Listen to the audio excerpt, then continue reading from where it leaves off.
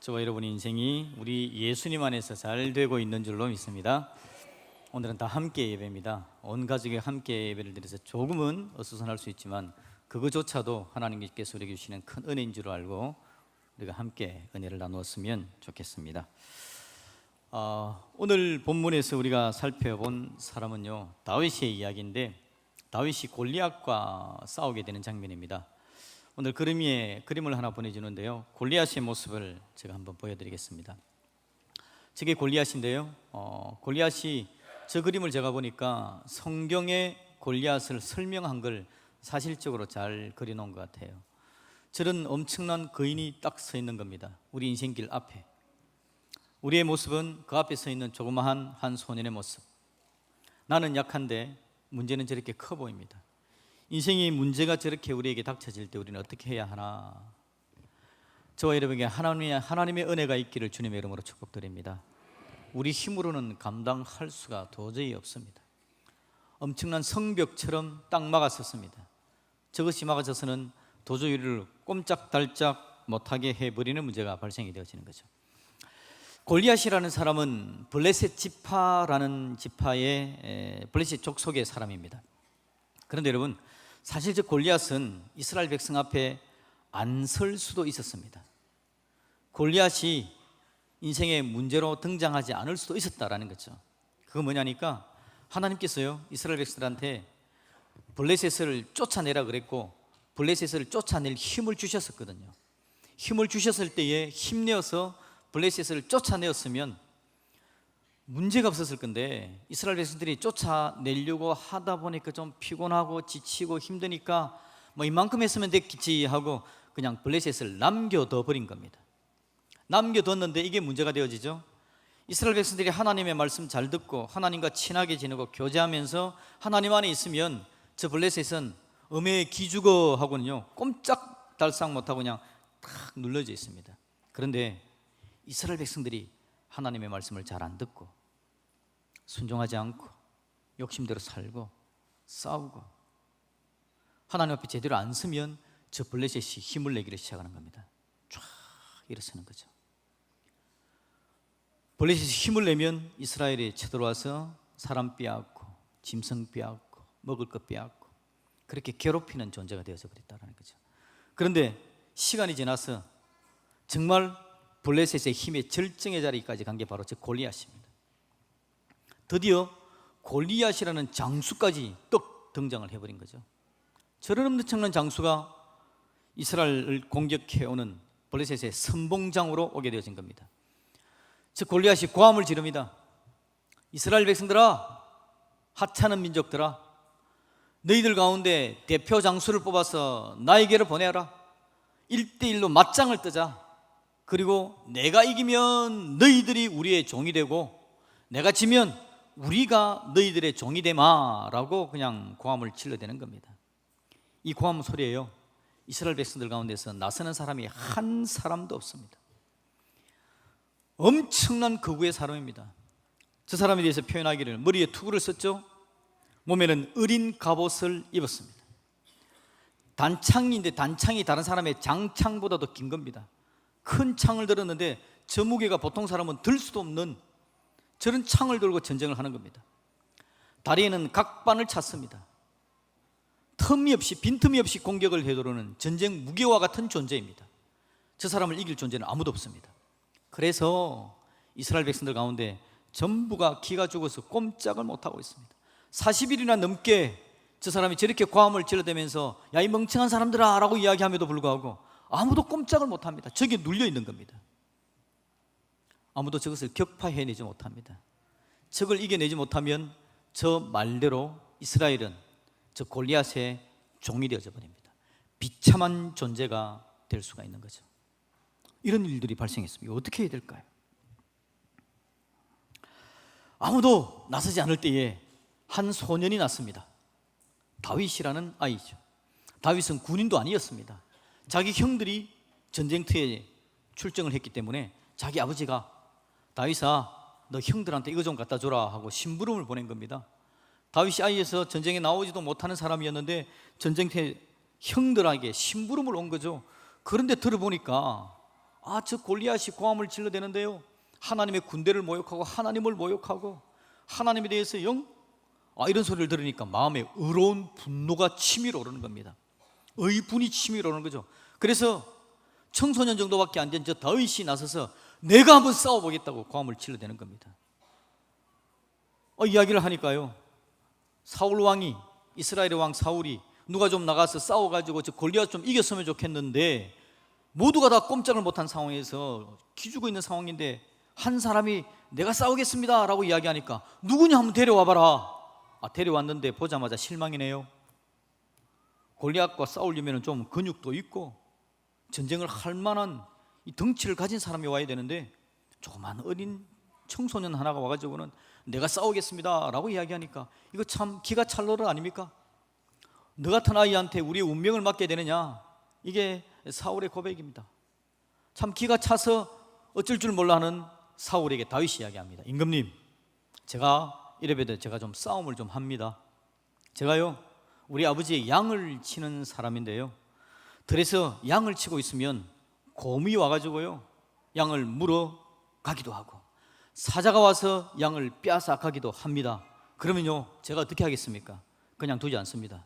저는 쫓아갑니다. 따라갑니다. 그리고는요 끝까지 따라가서 그 곰의 아구통을 돌립니다. 사자를 때립니다. 그리고는 양을 제가 빼앗아 내거든요. 절대 저는 제 양 안 빼앗깁니다. 딱 빼앗아 내고요.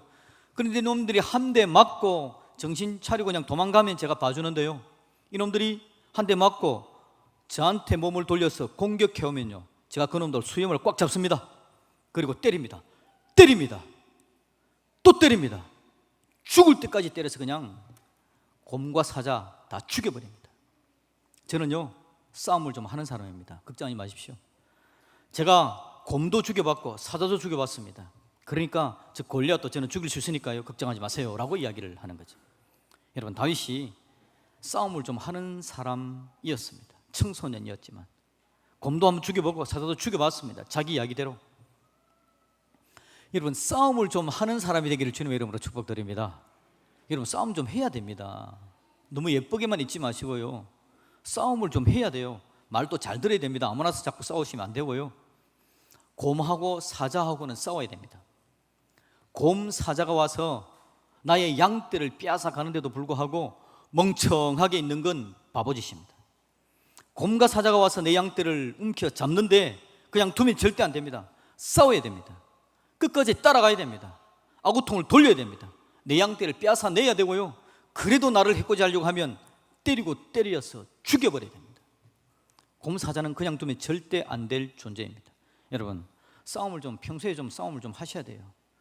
다윗이 하는 이야기가 뭐냐니까 내가 곰, 사자 좀 죽여봤습니다. 그러니 골리앗과도 싸우겠습니다 라고 말합니다.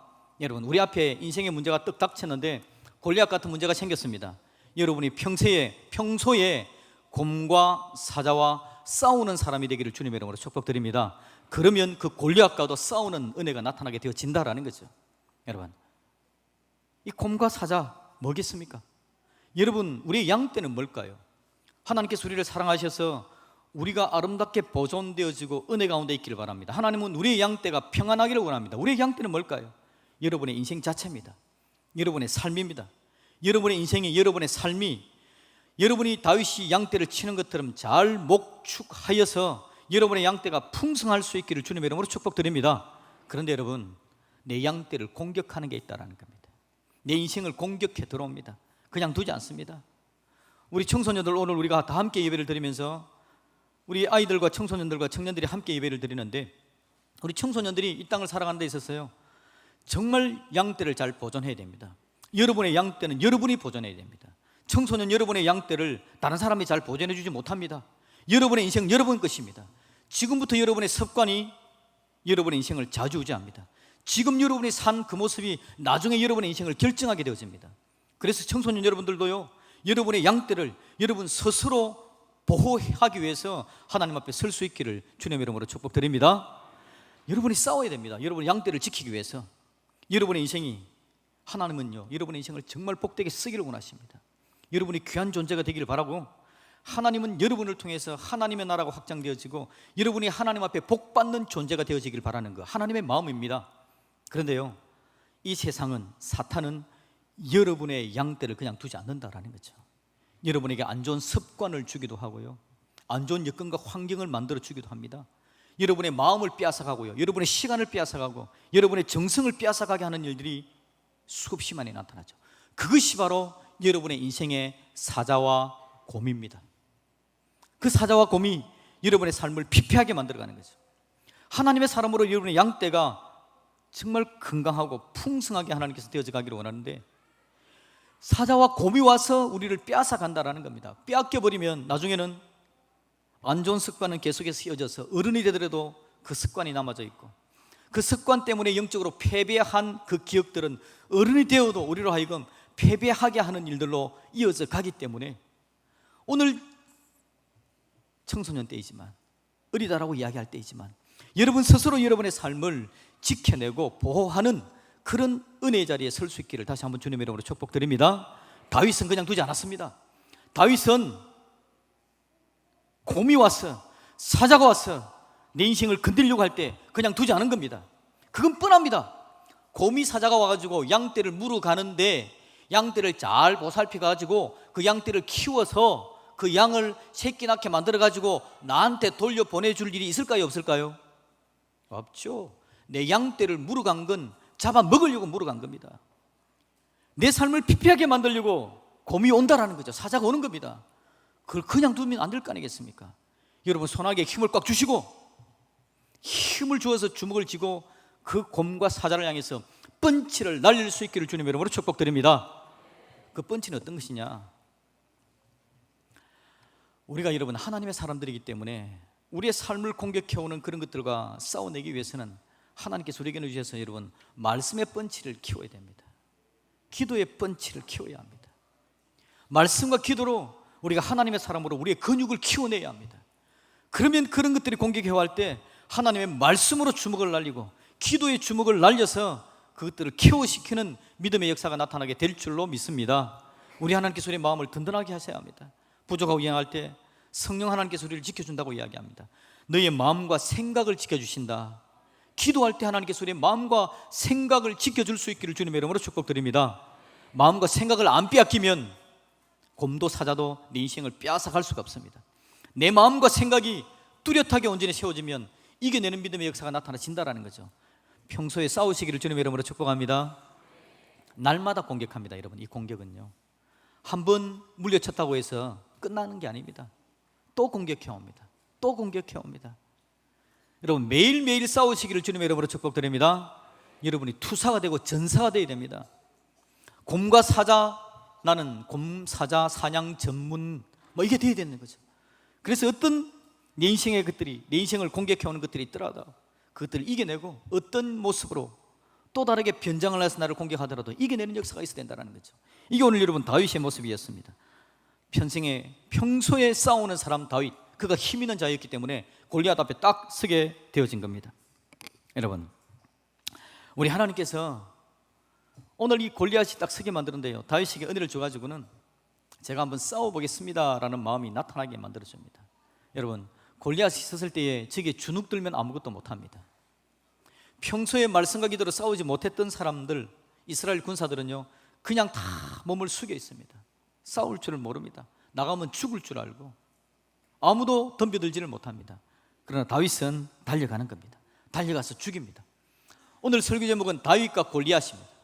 다른 말로 하면 골리앗 죽이는 법. 여러분, 골리앗 죽이는 법을 잘 터득할 수 있었으면 좋겠습니다. 골리앗이 어떤 존재냐? 오늘 성경을 말씀을 보시면 여러분 사무엘상 17장에 보면 골리앗이 딱 서는데 너무 큽니다.